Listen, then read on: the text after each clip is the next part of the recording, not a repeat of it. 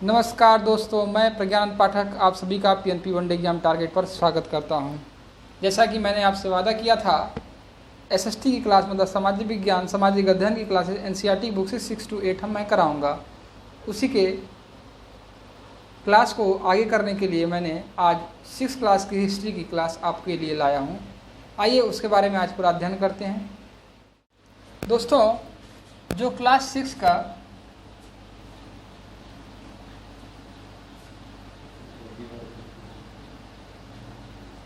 History का जो chapter 1 है उसका नाम है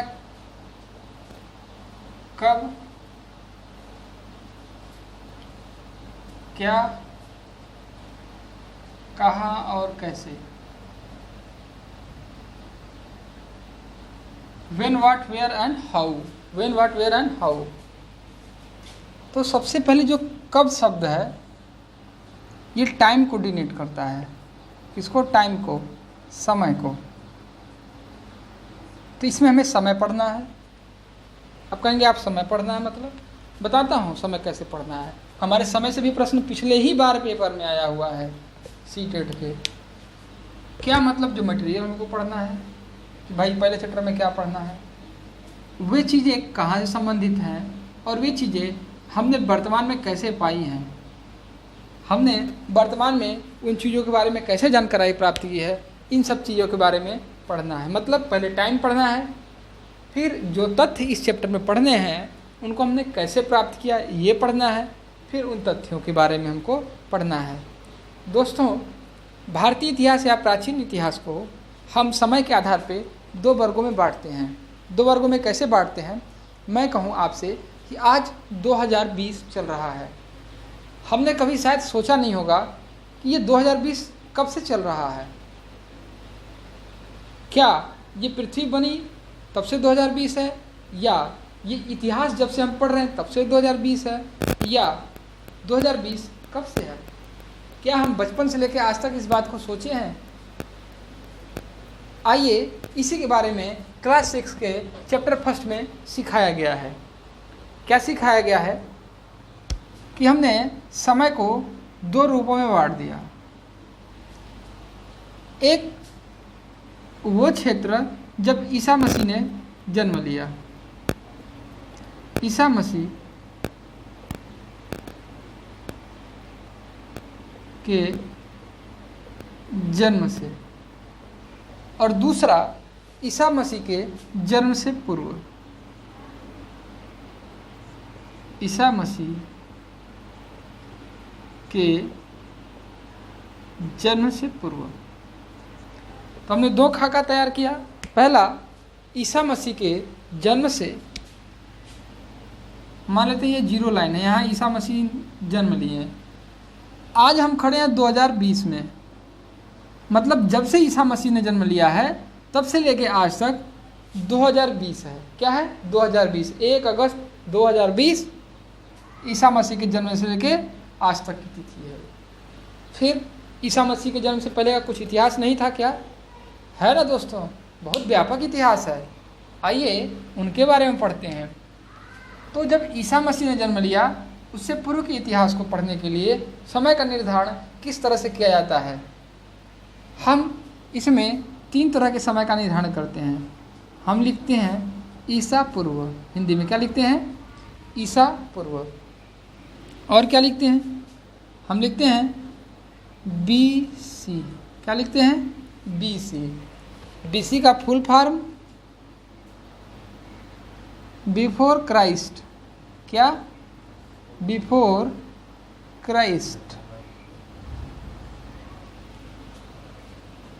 इसको इंग्लिश में लिख लीजिए भाई आप लोग, बिफोर क्राइस्ट। एक और शब्द होता है BCE। यही पिछली बार पेपर में पूछ लिया था कि what is the full form of BCE। पहला ऑप्शन था before Christ era, before crisis era, before common era, चौथा ऑल ऑफ दीज। तो दोस्तों, चूंकि हम बिफोर क्राइस्ट एरा नहीं कहते, क्यों? क्योंकि BC का ही अर्थ होता है बिफोर क्राइस्ट। एरा का मतलब समय होता है। अब जब बिफोर क्राइस्ट यानी क्राइस्ट जब बोल ही दिए तो बिफोर क्राइस्ट एरा थोड़ी ना बोलेंगे, क्या बोलेंगे फिर इसको? बोलेंगे बिफोर,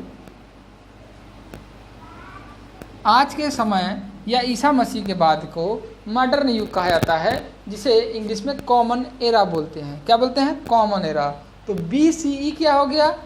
जो कॉमन एरा से पहले हो, बिफोर कॉमन एरा। क्या हो गया BCE का मतलब? Before common era. जो ईसाई लोग होते हैं वो मानते हैं कि ईसा मसीह ने जन्म लिया और पूरे विश्व में आधुनिकता प्रवेश कर गई, इसलिए ईसा मसीह के जन्म को क्या बोलते हैं? कॉमन एरा बोलते हैं। यानी ईसा मसीह के जन्म से लेके अब तक की जो तिथियां होती होंगी वो कैसी होती होंगी? कॉमन एरा की। इसको क्या बोलते होंगे? CE। क्या बोलते हैं? CE। तो आपसे पूछे CE का मतलब, तो आप कहोगे कॉमन एरा। आपसे इसी के लिए एक शब्द और इस्तेमाल होता है जिसका फुल फॉर्म पूछा गया है आपके SSC के एग्जाम में। AD का मतलब क्या होता है? तो AD का मतलब होता है एनो डोमिनी। क्या होता है? एनो Duminy. I know Duminy.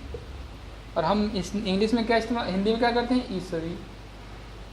I hope कि इस बात को आप लोग समझ पाएंगे कि ईसा मसीह के जन्म से लेके अब तक या ईसा मसीह के जन्म की बाद की घटना को 3 आधार पर लिखा जाता है: ईसवी, कॉमन एरा और AD, एनो डोमिनी। एनो डोमिनी या एनो डोमैन बोलते हैं उसको, वो लैटिन भाषा का शब्द है। और ईसवी का मतलब होता है ईसा मसीह के बाद से समय।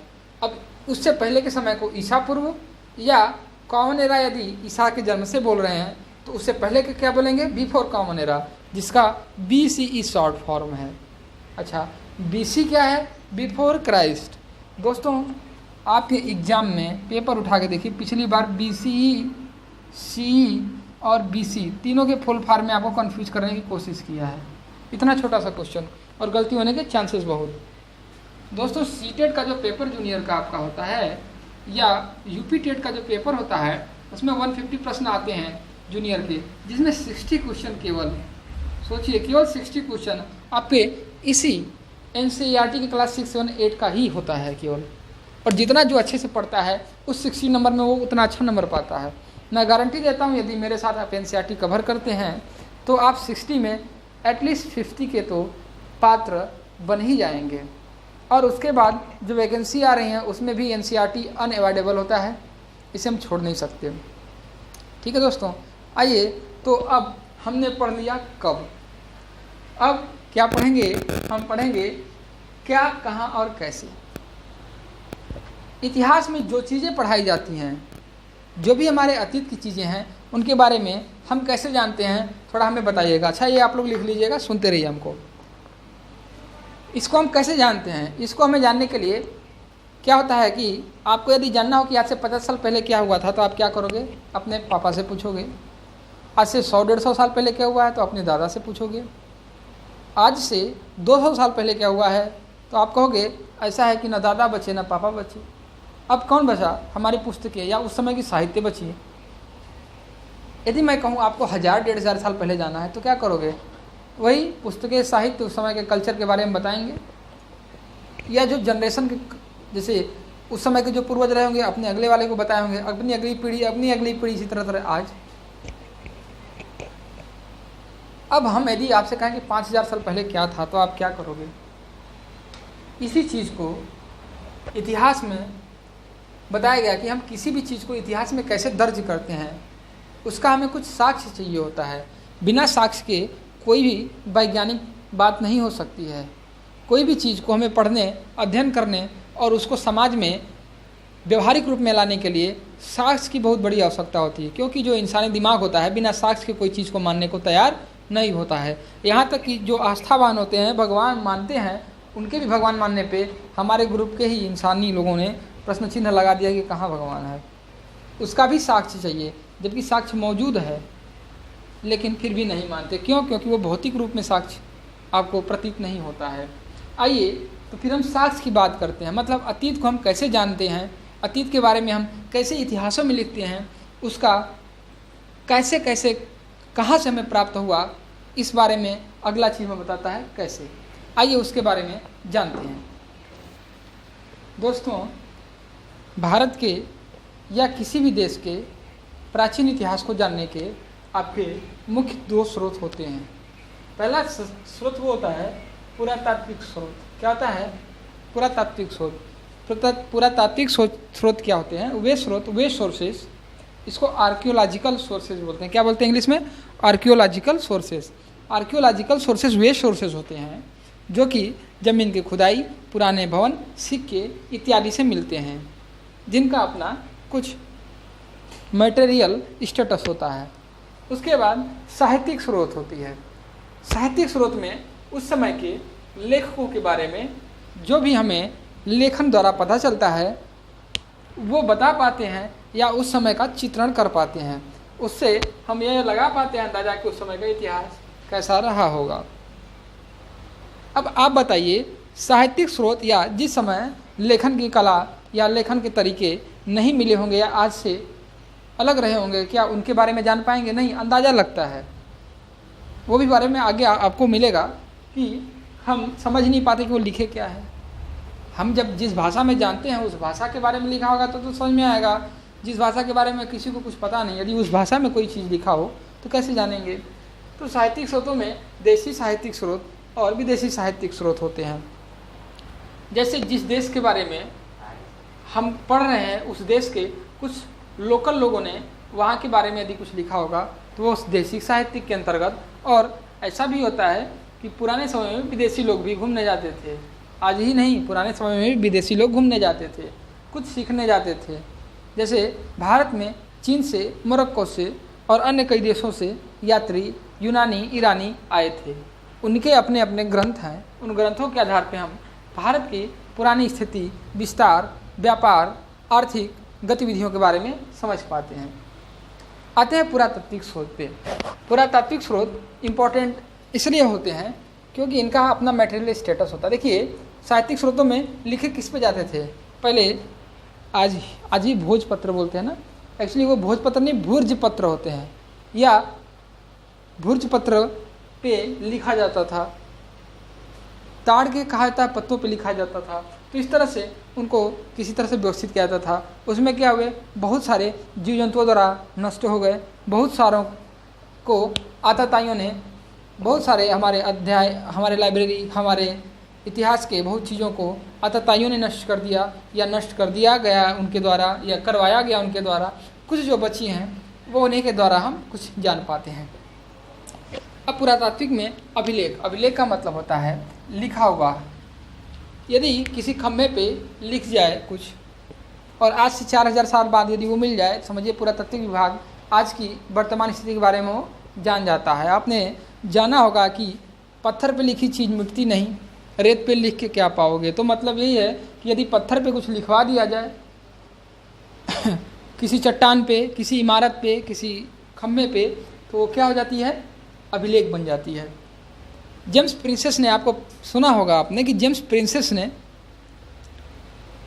अशोक की सबसे पहली जो है शिलालेख यदि किसी के बारे में मिलता है तो जेम्स प्रिंसेस के बारे में मिलता है कि भाई उनकी लिखी हुई मिली थी। जेम्स प्रिंसेस को अशोक के बारे में लिखा गया था। उसमें क्या था, खम्भों पे बहुत सारी चीज़ें लिखी गई थी। इसी तरह समुद्रगुप्त का शिलालेख मिला है इलाहाबाद में। इसी तरह बहुत सारे जो भी है, सबसे पुरानी शिलालेख हमें कहाँ मिली है, सबसे पुराना गुफा कहाँ है, इस तरह की बातें हम आगे चर्चा में देखेंगे। पुरातन समय में सिक्के कैसे चलते थे, उन सिक्कों का स्वरूप उपस्थित है। जैसे अब 20 पैसे का सिक्का नहीं चलता, पर 20 पैसे का सिक्का कहीं तो उपस्थित होगा, किसी के घर में तो होगा, आरबीआई के पास तो है। मान लो आज से 4000 साल बाद उस सिक्के की हमें पहचान करनी हुई तो हम बता सकते हैं ना कि एक समय था जब 20 पैसे का सिक्का था। उस पर कार्बन डेटिंग या किसी अन्य तरीके से पुरातत्व विभाग ये पता करने में सफल हो पाती है कि ये कितना पुराना सिक्का है या ये कितनी पुरानी चीज़ें हैं। अलग अलग चीज़ों की डेटिंग के लिए अलग अलग इस्तेमाल किया जाता है। जैसे पृथ्वी के कितनी पुरानी हमारी ग्रह हैं, कितने पुराने हमारी पृथ्वी है, उसके लिए इस्तेमाल होता है यूरेनियम डेटिंग। कोई भी चीज़ कार्बनिक है, सड़ा गला चीज़ है, वो बहुत पुराना है, हम लोग इस्तेमाल करते हैं कार्बन डेटिंग। इसी तरह अलग अलग चीज़ों के लिए अलग अलग डेटिंग होती है। स्मारक एवं भवन, पुराने पुराने, जैसे अब चुनार का किला चले जाइए, लोकल मैं बता रहा हूँ, या इलाहाबाद जो अकबर ने बनवाया किला वो देख लीजिए, तो अब पता चलता है ना कि अकबर उस समय किस तरह की वास्तुकला थी, किस तरह के लोग के बारे में सोच थी, उस तरह के भवन कब बनाए जाते थे, कैसे बनाए जाते थे, कितने पुराने हैं, कैसे पता चले उनके भवन और उनके स्मारक के बारे में जान के पता चले। उसी तरह चित्रकला, उस समय की पेंटिंग और अवशेष, अन्य अवशेष, अवशेष का मतलब अन्य अवशेष, जैसे कोई जीव जंतु मर जाता है, ज़मीन में दफन हो गया या सड़ा गला है, वो किसी तरह पड़ा है, तो हड्डी यदि बच जाती है, हड्डियों के अवशेष बच जाते हैं, आज से 4000-5000 साल पहले या आज से 4-5000 साल पहले की चीज़ों को हम निकाल लेते हैं तो वो अवशेष के रूप में मिलते हैं। जैसे गेहूँ चावल के दाने भी हड़प्पा सभ्यता से मिले थे। गेहूँ के अवशेष कैसे पता चले? जौ के, वे जले हुए थे, पड़े हुए थे, मिले। उसी तरह बहुत सारे अवशेष, जैसे आपको किसी भी राजा के बारे में जानना हो तो आप उसके द्वारा बनाए गए किले में यदि उपलब्ध हो चले जाइए, पुराना नहीं, कम से कम 150-200 साल पहले ही, तो आप उस राजा की आर्थिक, सैन्य और किलेबंदी के बारे में, भवन निर्माण व्यवस्था के बारे में तो आप कम से कम जान ही लेंगे। अवशेषों में आपके उनके औजार आ जाते हैं। इसी तरह से प्राचीन इतिहास के स्रोतों में मुख्य रूप से 2 स्रोत, पुरातात्विक और साहित्यिक। साहित्यिक में अपने खुद के देश के साहित्य और विदेशी साहित्य, पुरातात्विक में अभिलेख, सिक्के, स्मारक, भवन, चित्रकला, अवशेष। इतनी बातें में पता हो गई। आइए आगे भारत देश का नाम भारत कैसे पड़ा है, जो एनसीईआरटी कहती है, उसके बारे में हम देखते हैं। दोस्तों, हमारे देश का नाम कैसे पड़ा, इसके बारे में भी एनसीईआरटी का क्लास 6 का पहला चैप्टर चर्चा करता है। हमारे देश का नाम संविधान में 2 है, इंडिया, दैट इज भारत। इसमें बड़ा चर्चा में ये था कि इंडिया शब्द को हटा दिया जाए। हालांकि सुप्रीम कोर्ट ने ये याचिका पे सुनवाई तो शायद की थी, पर यह मान्यता नहीं प्रदान की। हमारे देश में कुछ लोगों का मानना था कि केवल भारत होना चाहिए। आइए देखते हैं ये इंडिया और भारत क्या है। इंडिया, संविधान में लिखा इंडिया दैट इज भारत। तो इंडिया नाम कैसे पड़ा और भारत नाम कैसे है, इसके बारे में एनसीईआरटी बताती है हमें। दोस्तों, ईरानी और यूनानी लोग, कौन? ईरानी और यूनानी लोग, देखिए ईरान और ईरान इधर ही है भारत के, ठीक है, तो इधर से आक्रमण करते थे, भारत में आने का प्रयास करते थे। बीच में पड़ी नदी सिंधु। कौन सी नदी पड़ी? सिंधु। सिंधु संस्कृत का शब्द है, इस बात को आपको ध्यान में रखना है। सिंधु संस्कृत का शब्द है।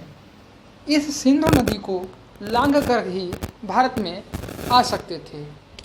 ईरानी लोग सिंधु नदी को हिंदोज या इंदोज कहते थे। क्या कहते थे? ये पूछा हुआ प्रश्न है।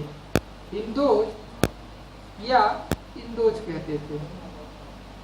सिंधु नदी को या तो हिंदोज कहते थे या तो इंदोज कहते थे। तो ईरानी और यूनानी लोगों ने इस नदी को पार करके भारत में आना। तो मैंने बताया कि ईरानी और यूनानी लोग आते थे सिंधु नदी को पार करके भारत में। ये सिंधु नदी, एक मिनट, ये भी पूछा हुआ है कि सिंधु कैसा शब्द है। तो दोस्तों, सिंधु न ही अरबी है, न ही फारसी है, न ही यूनानी है, न ही हिंदी है। सिंधु संस्कृत का शब्द है। सिंधु संस्कृत शब्द है। ये भी पूछा हुआ है कुछ दोस्तों कि सिंधु कैसा शब्द है। तो सिंधु संस्कृत शब्द है, जिसको इंग्लिश में इंडस बोलते हैं। क्या बोलते हैं? इंडस। सिंधु को ही इंग्लिश में इंडस बोलते हैं। एक इंडस कहाँ से आया? ये लोग इंदोज या हिंदोज बोलते थे, उसी को इंग्लिश फॉर्मेट में इंडस कहा गया। और इसी इंडस का संस्कृत का अर्थ सिंधु होता है, और इसी इंडस से हमारा देश का नाम पड़ा इंडिया। तो हमें पता चल गया कि इंडिया कैसे नाम पड़ा देश का। ये सिंधु नदी, जिसको ईरानी और यूनानी लोग हिंदोज या इंदोज कहते थे, इसको इंग्लिश में इंडस कहा गया। इसी इंडस को सिंधु नदी कहा गया, मतलब सिंधु नदी को ही इंडस, और इंडस से बना शब्द इंडिया। ये लोग इसके इधर के क्षेत्र के जितने भी रहने वाले लोग थे, उनको क्या कहते थे? इंडियंस कहते थे। क्या कहते थे? इंडियंस। अब आइए भारत कैसे नाम पड़ता है। आज तक तो भाई महाभारत जो लोग देखे होंगे, पढ़े होंगे, महाभारत में भरत राजा का नाम है, उसके आधार पे हमारे देश भारत का नाम पड़ा। ये भी सही है। एनसीईआरटी इस चीज़ को मान्यता, चूँकि महाभारत को इतिहास मान्यता नहीं देती है, उसे ऐतिहासिक ग्रंथ के रूप में नहीं मान्यता मिली है, जिसके लिए प्रयासरत हैं हमारे देश के कुछ विद्वान बुद्धिजीवी कि इसको भी मान्यता मिल जाए ऐतिहासिक ग्रंथ के लिए, लेकिन नहीं दे रहे हैं हमारे कुछ देश के तथाकथित बुद्धिजीवी, जिन्हें मैं बुद्धिजीवी नहीं मानता। आइए देखते हैं भारत नाम कैसे पड़ा। भारत कहा जाता है कि भारत में यानी इस देश में उत्तर पश्चिम की तरफ, यानी मैं कहूँ नक्शे पे इधर होता है ईस्ट, इधर होता है वेस्ट, इधर होता है साउथ, इधर होता है नॉर्थ। उत्तर पश्चिम की तरफ मतलब इधर कहीं, यानी देश के दिल्ली कोना है, इसके उत्तर पश्चिम में कहीं आसपास इधर एक कस्बा था। उस कस्बे के लोगों को क्या कहा जाता? भारत कस्बा कहा जाता था। इस देश के उत्तर पश्चिम क्षेत्र में एक कस्बा था। कस्बे का नाम क्या था? कस्बे का नाम क्या था? कस्बे का नाम दोस्तों भरत कस्बा था। क्या था? भरत कस्बा। और इसी कस्बे के नाम पे हमारे देश का नाम भारत पड़ गया। इतिहास ये मानती है कि ये जो भारत नाम पड़ा इस भरत कस्बे के नाम पे, इसका वर्ण 3500 वर्ष पूर्व, ध्यान दीजिए यहाँ से क्वेश्चन आता है, इसका वर्ण 3500 वर्ष पूर्व के ग्रंथ, कौन सा ग्रंथ है? कृत ऋग्वेद। कौन सा? कृत ऋग्वेद। इसी कृत ऋग्वेद में कहा गया 3500 वर्ष पूर्व का यह ग्रंथ है, जिसमें कि एक भारत में उत्तर पूर्व क्षेत्र में, भारत के उत्तर पश्चिम क्षेत्र में एक कस्बा था जिसका नाम भरत था। इसी कस्बे के नाम पे भारत पड़ा। पर हो सकता है यह कस्बा ना एक पूरा राजघराना हो और इसके ही राजा भारत रहे हों और उनके नाम पर भारत पड़ा हो। ये चर्चा का विषय है। पर एनसीईआरटी जो मान्यता देती है हमको उसको पढ़ना है कि भारत के उत्तर पश्चिम में एक कस्बा जिसका नाम भरत था, उसके नाम पे हमारे देश का नाम भारत पड़ा। इंडिया कैसे पड़ा? उस तरह से। और भारत कैसे पड़ा? इस तरह से। और इसका वर्णन कहाँ है? 3500 वर्ष पूर्व एक ग्रंथ है कृत ऋग्वेद, उसमें है दोस्तों। आप इस बात को जान गए हैं कि हमारे देश का नाम कैसे भारत पड़ा। आइए अब कुछ आगे की बात, जो कि बहुत पुराने इतिहास की बातें हैं, यानी कृषि का वर्णन कहाँ है, आदमी सबसे पहले भारत में सबसे पहले निवास कहाँ किया, इन सब चीज़ों के बारे में हम देखते हैं। दोस्तों प्राचीन भारत में लोग कहाँ निवास करते थे, उसका जो सर्वप्रथम वर्णन है कैसे कैसे भारत में हुआ है, उसके बारे में पहला चैप्टर क्या कहता है देखिए। नर्मदा नदी के तट पे सबसे पहले भारतीय लोगों का निवास स्थान माना जाता है, जो नर्मदा नदी का तट है। माना जाता है कि लाखों वर्ष पूर्व वहाँ पे लोगों द्वारा जो रहने के साक्ष्य हैं वो पाए गए हैं। भोजन के लिए वे लोग जो जंगली उत्पाद थे, फल फूल जड़ कंद मूल, इन सब पर निर्भर रहते थे और ये जानवरों का भी शिकार करते थे, पर अपनी सुरक्षा में करते थे। उसके बाद सुलेमान एवं किरथर की पहाड़ियाँ ये उत्तर पश्चिम की तरफ है। उत्तर पश्चिम, इधर भारत के उत्तर पश्चिम में सुलेमान एवं किरथर की पहाड़ियाँ हैं, जहाँ पे 8000 साल पहले लोगों के खेती करने के और खेती में दो प्रमुख फसल गेहूं और जौ के साक्ष्य मिले हैं। आपको तीसरा फसल का नाम देके फंसा देगा। आपको जितनी बातें लिखी गई हैं बस उतने ही, गेहूं और जौ, इसी को मतलब फैक्ट इत्यादि लिख के आप ढेर मत कर दीजिए। केवल एनसीईआरटी ने माना गेहूं और जौ, तो आप गेहूं और जौ को ही मानेंगे। और कितने वर्ष पूर्व? 8000 वर्ष पूर्व। दोस्तों ये साक्ष्य इसी तरह नहीं बताए जा रहे हैं। आप प्रीवियस ईयर पेपर उठा के देखिए, ये साक्ष्य आए हुए हैं कि सुलेमान और किरथर की पहाड़ियाँ भारत में किस तरह थी, तो उत्तर पश्चिम में थी। वहाँ पे खेती के सर्वप्रथम साक्ष्य मिले। कौन कौन से फसल के? गेहूं और जौ फसल के। कितने वर्ष पूर्व? 8000 वर्ष पूर्व। क्या वो पशुपालन भी करते थे? हाँ। कौन सा जीव नहीं, कौन से जंतु का नहीं? तो भैंस का नाम दे देगा। भैंस नहीं पालते थे, गाय भेड़, बकरी, गाय के साथ बैल, बकरी इत्यादि का पशुपालन। अच्छा, नॉर्थ ईस्ट यानी उत्तर पूर्व में गारो की पहाड़ियाँ। अब आपको याद होगा गारो, खासी, जयंतिया तीनों आप साथ में बोल देते हैं। क्यों? क्योंकि इनको हमें तीनों एक साथ रटते हैं और तीनों सटी हुई पहाड़ियाँ हैं। पर तीनों में नहीं, केवल गारो पे खेती के साक्ष्य मिलते हैं। इसमें गारो पे, गारो पहाड़ी, जयंतिया और खासी, तीनों का नाम एक साथ आप याद रखते हो, पर आपको खासी और जयंतिया के नाम नहीं रखने याद, केवल गारो की याद रखने हैं। ये कहाँ पे है? उत्तर पूर्व में। उत्तर पूर्व के किस राज्य में, आप हमको कमेंट सेक्शन में बताएंगे। ठीक है। और मध्य भारत में विंध्य पहाड़ी, विंध्य पहाड़ी का लोकेशन है, हमको कमेंट सेक्शन में चाहिए। विंध्य पहाड़ी में भी खेती के साक्ष्य मिलते हैं। और सबसे पहले चावल के जो साक्ष्य मिले हैं वो विंध्य पहाड़ी के उत्तर में मिले। कहाँ पे? चावल की खेती के साक्ष्य सर्वप्रथम मध्य भारत में स्थित विंध्य पर्वत के उत्तर में मिले। इस तरह से दोस्तों क्लास 6 का NCERT history chapter first complete होता है। हम मैक्सिमम एक ईयर की जो बुक होगी, जैसे क्लास 6 की हिस्ट्री है, उसको 5 दिन में कवर करेंगे।